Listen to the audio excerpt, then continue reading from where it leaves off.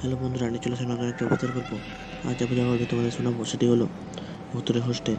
তো দেরি না করে ভিডিওটি শুরু করা যাক। একটি কলেজে একটি পুরনো হোস্টেলের কথা শোনা যায়। সেখানে নাকি ভূতুরে ঘটনাগুলো ঘটতো।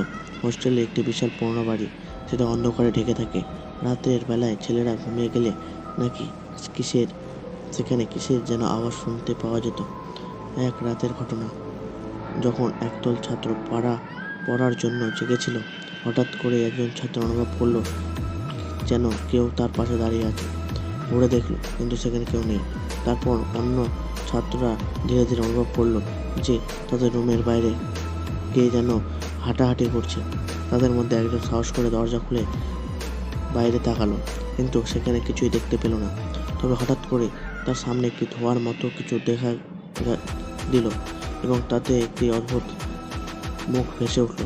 সে ভয়ে চিৎকার করে উঠল, আর বাকিরা ছুটে এলো। সেই রাতের পর থেকে হোস্টেলের সব ছাত্রদের মধ্যে সেই ভূতের ঘটনার ভয় ঢুকে গেল।